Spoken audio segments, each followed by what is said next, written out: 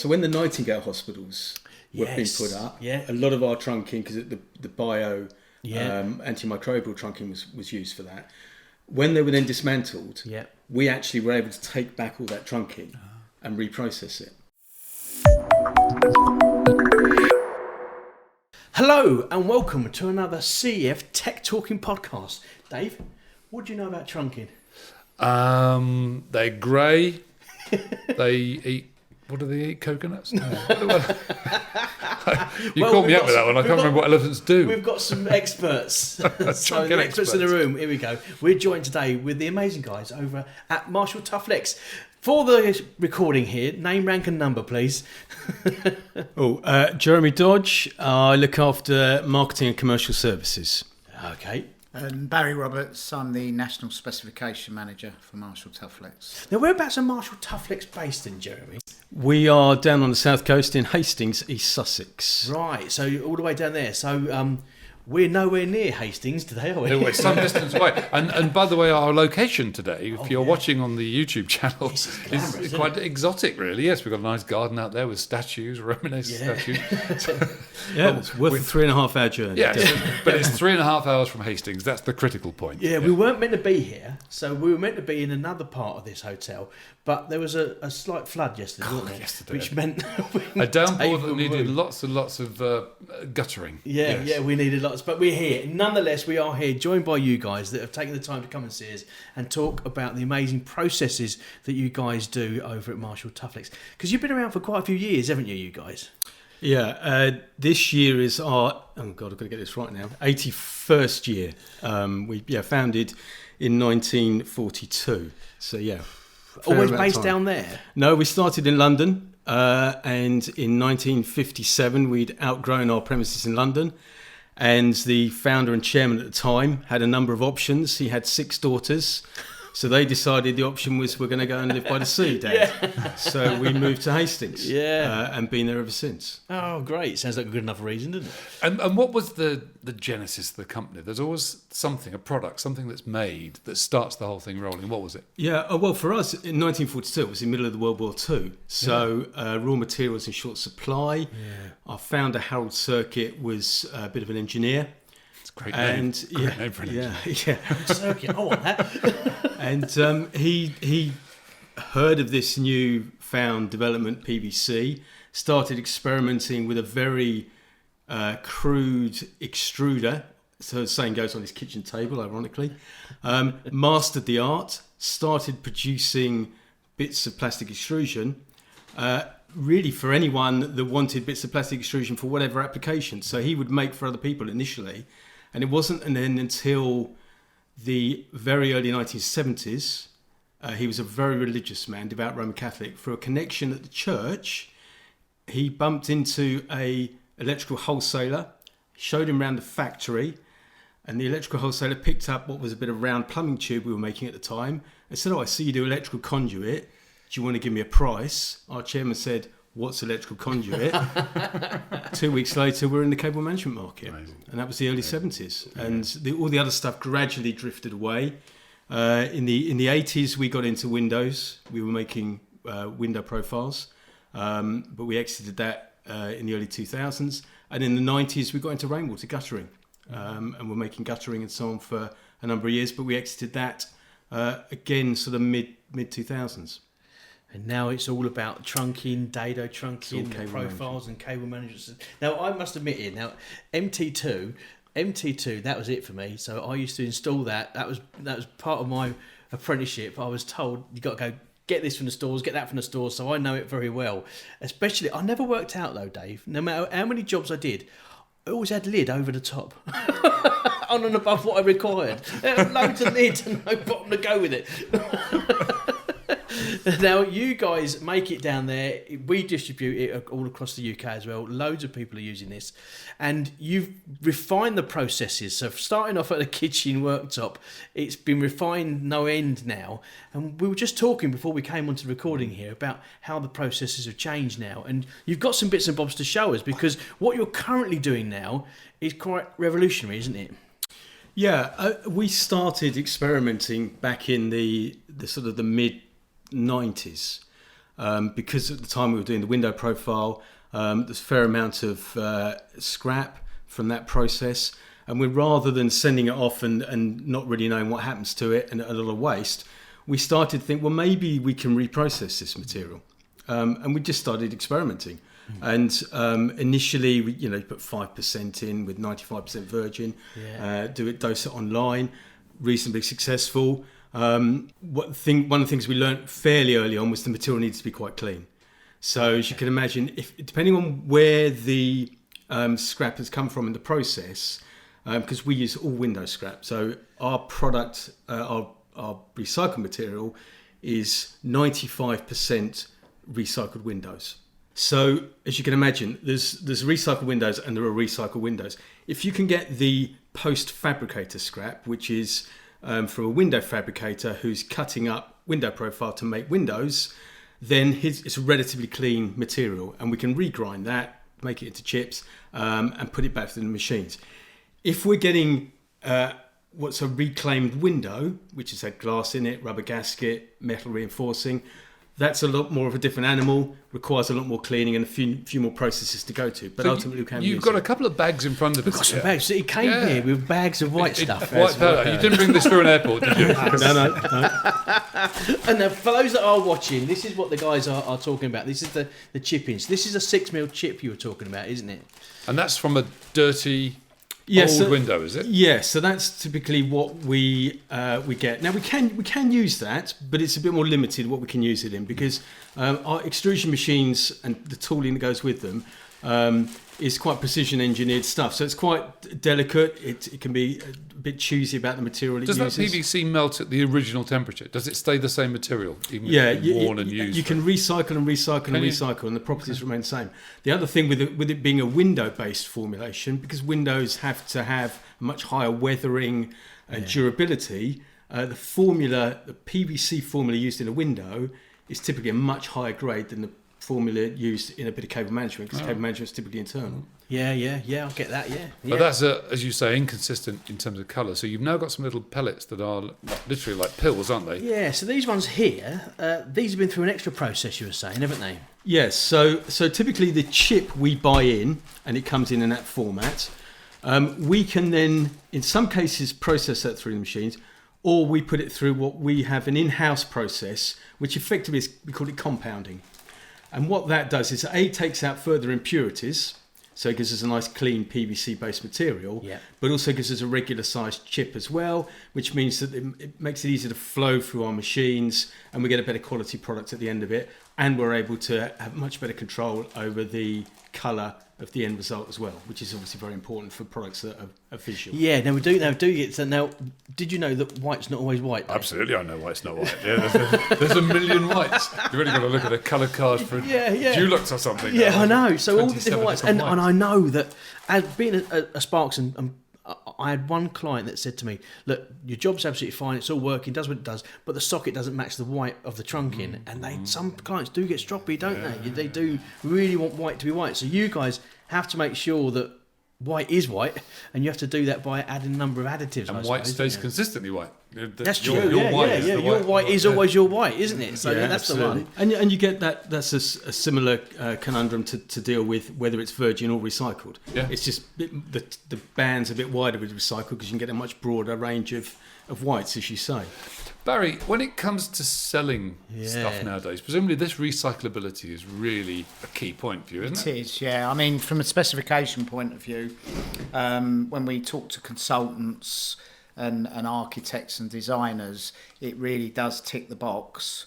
And then obviously when contractors are doing their pre-qualifications to get on the tender list, they have to show their green element as well. So we're ticking all the boxes at early stages. It then goes through the tender stage and post-tender, and then when they have a post-tender interview, they'll be sort of talking sustainability and recycling. We then have to then sort of probably police that from there on, because it then gets into the system and the buyers, and it's, what's the price, and is there anything or valued engineering. I think the last 18 months it's got better from that point of view, because the management contractors now are saying to their subcontractors that, you know, you've got to have a roadmap in place of what your sustainability and recycling is. Yeah. So that has come a lot easier, where it hasn't sort of fizzled out along the line. Well, we've seen that here at CEF. So we're going through a journey ourselves with EcoVadis. That's right. So is that something you've been involved with as well, is it? So, Yeah, we're for those that aren't Silver, listening, I think we've used Silver. Yeah. So for those of you that are listening, EcoVadis is a system where you input all of your how you do things, where you process things from, where you collect things from. You put all of that into this system, and it scores you, and you've got yourselves a silver. So that, again, part of the tendering process, you would advertise the fact that you've got that.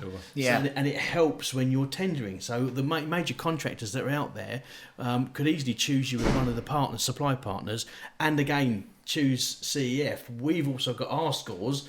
Put the two scores together, you start to then get a project, and that's where Barry, I suppose, that's where you're coming, isn't it? You're starting to help add value that way. Yeah, I mean, the consultants love it, as you can imagine, Yeah. and the sustainability managers of the large contractors, because they've all got sustainability They have managers now. It wasn't a job a few years ago. It wasn't a job a few years ago, and they've all got sustainability managers now.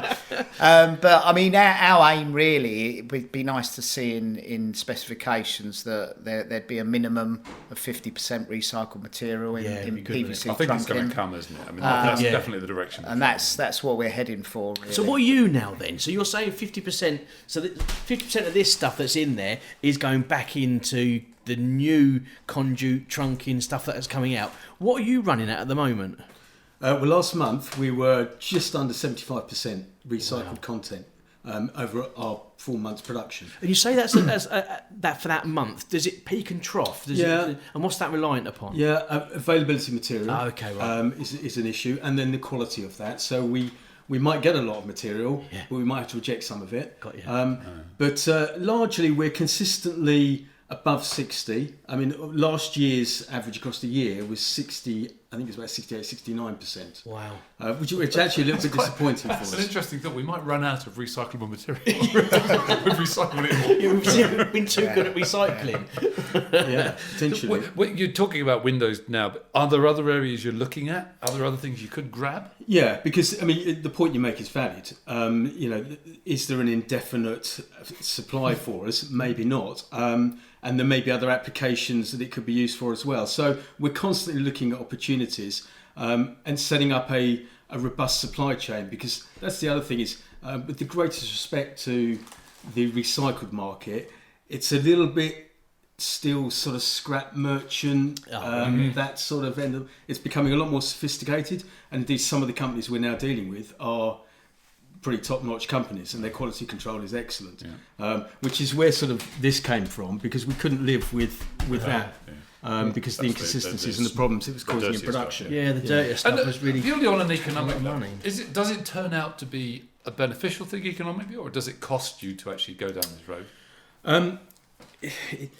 But depending on how many processes you have to put it through, because obviously processes cost. Generally, recycled materials is a little bit cheaper than virgin materials. Also, the price of Conduit is coming down then. No, because That's Barry's department. That's what I tell everyone. in order to get then the colour consistency, we then got to put bits back in order to get that, maintain that quality. Virgin and so on stuff, you and have so on. to mix it with virgin stuff still. So you're doing that, And one of the points Barry was making earlier in terms of the demand for it, we're also seeing people asking about embodied carbon. So they're saying, you know, your products now for this building, we need to know the embodied carbon content. Talk about embodied carbon, just clarify, because that's not a phrase I've heard. Okay, so that's effectively it's a calculation which takes into account the amount of carbon that can be used from the start of a product's life to the end of it, which from raw materials. So, you know, digging the raw materials out of the ground. This is the whole use of carbon. Whole supply anything chain that might involve carbon. Yeah. Then getting it to your factory, then you processing it, and then you moving it on, so on and so on. So there's a formula which CIBSE used, TM65. TM65, which allows you to use that formula. You can then put in the weight of the product, the amount of material in there, and it will then tell you the amount of embodied carbon. based on some other factors. You put in your factory usage, you put in all sorts of bits of data. Is that something, Barry, that you're finding specifications are asking for now? A lot now, yes. Really? They're, you know, I mean, a lot of the large projects now are asking for embodied carbon of your products. And as I say, we've got that on the TM65, the SIBSI, for all of our products. So, yeah, again, that helps with the process. I would imagine it. Yeah, because if I'm a contractor scratching around for it, to know that you've got it. So if I'm a contractor, how do I get hold of that?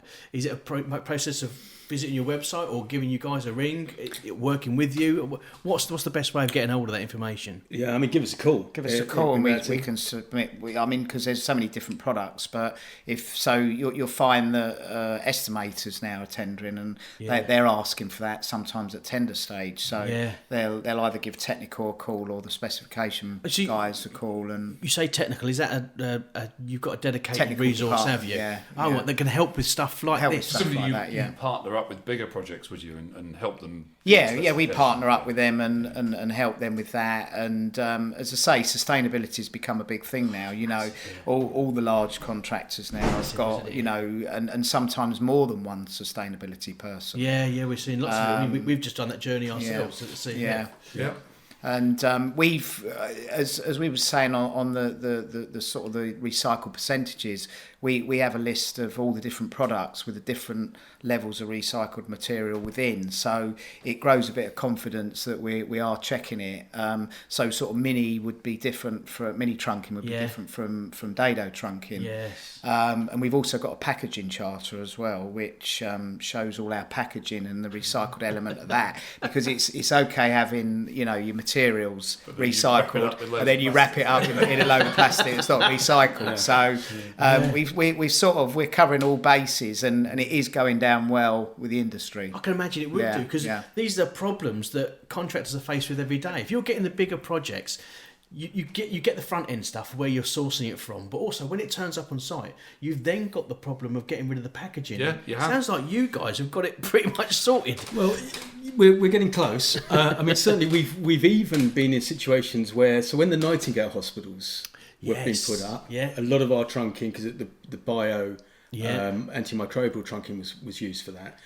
When they were then dismantled, we actually were able to take back all that trunking and reprocess it. Wow! So we're moving to that sort of 100% cycle where we potentially can go into CF stores or whatever and collect material that's come back in and reprocess it.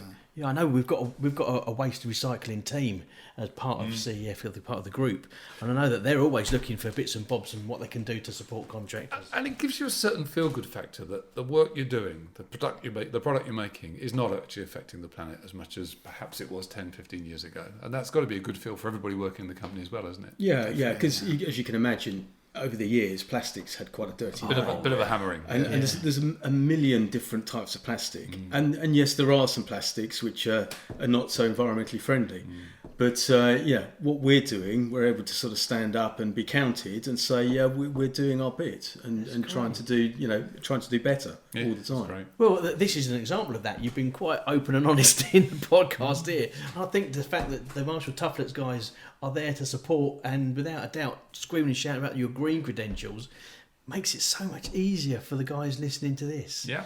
And if you come into live, which is in a few weeks from when recording, it's gone by the time you hear this, I don't know, but there's going to be a handout which is made of recycled plastic.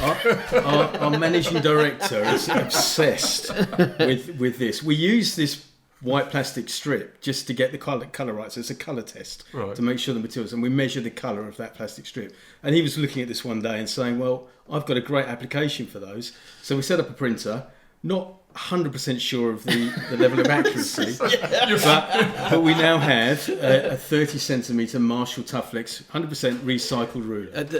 This is a 30 centimetre-ish. It's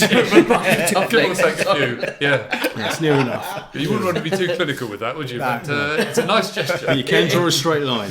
But you're giving these out, aren't you? We are giving those out at the show. At the show. Absolutely. So CEF Live, apart from it being an absolute dynamic couple of days, you can get yourself one of these these as well. You can get yourself a Marshall Tufflex reassuringly recycled ruler. Every Sparky should have one. Well, Thank you, guys. Thank you very much for your time. We really It's been a appreciate it. pleasure. It's great to know that you're so looking forward about what you can do to help contractors, because they need the help, don't they? The Sparkies Absolutely. are getting all the questions thrown at them, and you guys have got a lot of the answers. So thank you very much for doing that. And thank you for joining us today. And thank you for listening to another CEF Tech Talking podcast. Before you go, click that subscribe button or share it and like it with others, because there's more to come on these Tech Talking podcasts. Thank you, guys. Thank you. Thank you. Cheers.